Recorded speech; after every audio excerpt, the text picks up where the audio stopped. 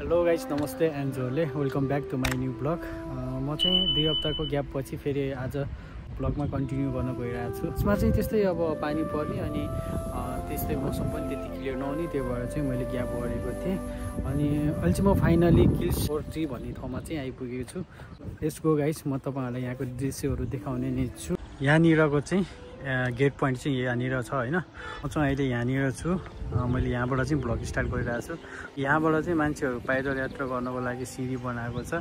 अनि यो बाटो चाहिँ गाडीको लागि अब हामी माथि जानेछौँ। अनि माथि टपमा चाहिँ यताबाट बाहिरबाट देखिने भ्यूहरू चाहिँ यस्तो छ। माथि के कस्तो छ त्यो त म माथि नै गएर देखाउने छु। त्यसको गाइस म चाहिँ अहिले माथितर्फ लागेको। अहिले चाहिँ म सेकेन्ड लेयरको स्टेपमा आइपुगेको छु। अनि यहाँनिर चाहिँ थोरै सानो स्पेस रहेछ। अनि यहाँनिर चाहिँ गाडी पनि पार्क गर्न सकिने रहेछ। तपाईँहरूले देख्न सक्नुहुन्छ यहाँनिर चाहिँ गाडी पनि पार्क गरिएको छ। अनि यो छेउबाट चाहिँ तपाईँहरूले देख्न सक्नुहुन्छ स्पिडको सिटी होइन।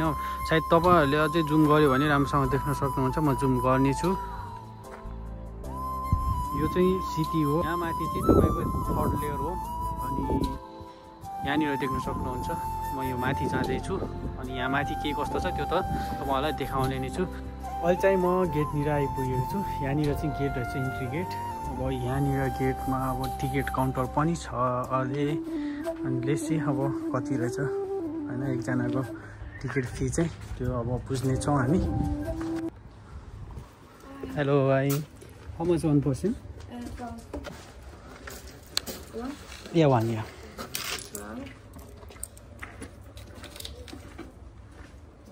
Thank you. Okay, thank you. Finally मैले चाहिँ टिकट काटेँ। पारै यो रहेछ होइन। अनि यहाँनिर चाहिँ म्याप पनि दिएको छ 12 युरो।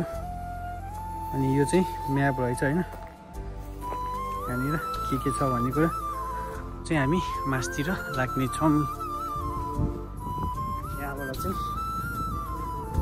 मासतिर जानेछौँ।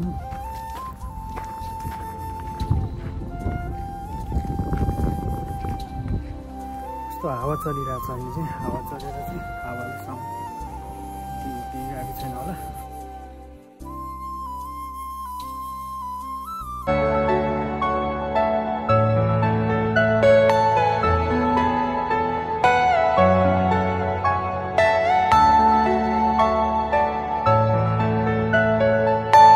Are you all my personal dreams?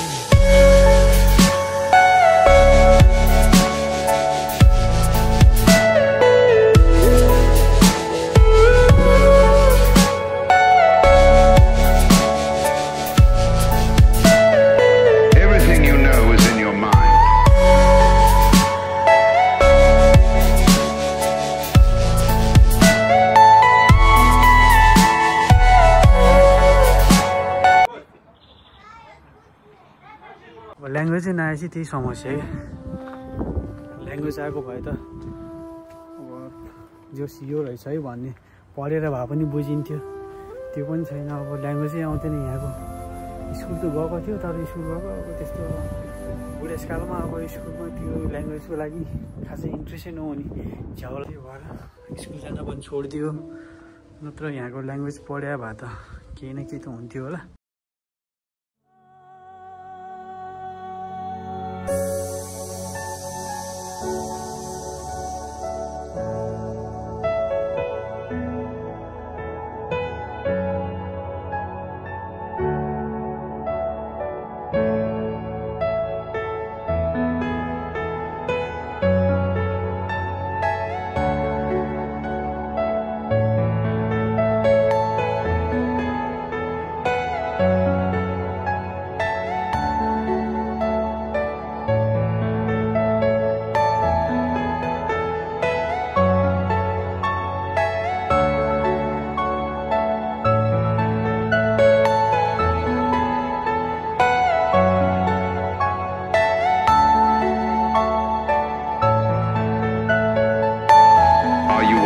Personal dreams.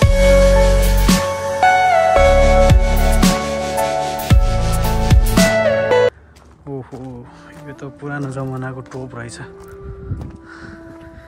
सायद यो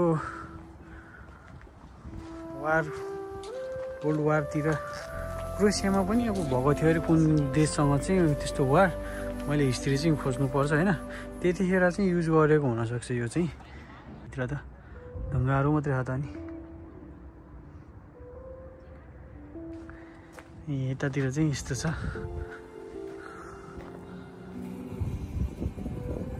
वहाँनिर चाहिँ बस्नको लागि एउटा उस पनि बनाएको रहेछ जोस्।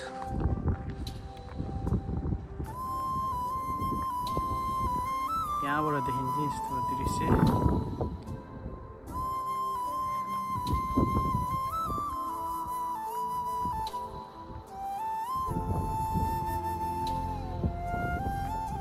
यहाँनिर चाहिँ कन्सर्ट टाइपको प्रोग्राम पनि हुने रहेछ होइन। यो पुरै मञ्च बनाइरहेछ, सेट बनाइरहेछ। अनि यहाँनिर चाहिँ बस्नको लागि सिट पनि बनाएको रहेछ। यो चाहिँ म तलतिरतर्फ लाग्नेछु।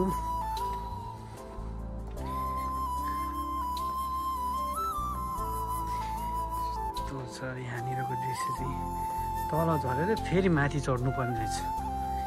यो चाहिँ के को पाइप रहेछ? यहाँनिर चाहिँ म्याप रहेछ।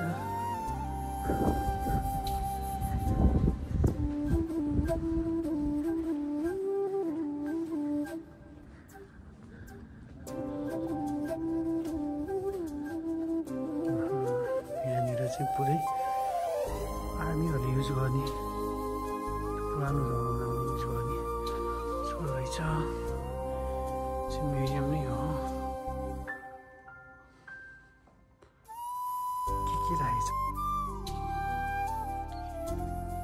ओहो तरबार। कट्टा हानिदिन्छु। अनि त्यो कट्टा चाहिँ यहाँ रहेछ नि। यहाँ त झन् खतरा रहेछ त कट्टा त। दामी दामी रहेछ।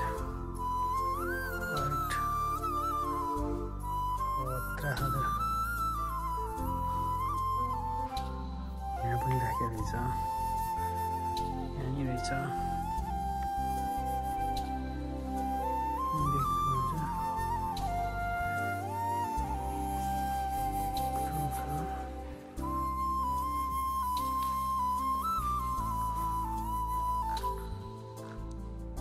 हाम्रो नेपालको पृथ्वीनारायण झा भने जस्तै यिनीहरू पनि केही ऐतिहासिक पात्रहरू त होला नि होइन, नत्र भने त यस्तो उसमा त किन राख्थ्यो र।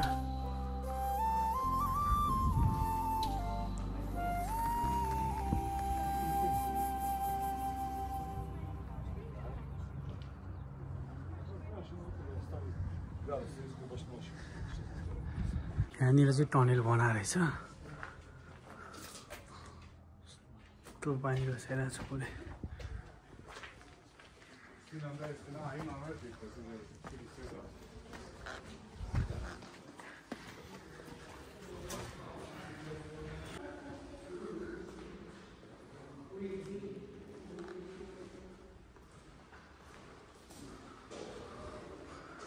कमान्डर यहाँनिर चाहिँ कमान्डर सब रहेछ।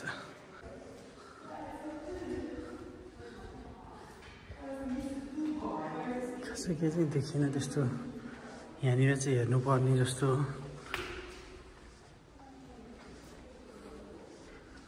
माथिल्लो फ्लोरमा है त। यता पछाडि ब्याक साइड चाहिँ यस्तो छ होइन। तपाईँको यता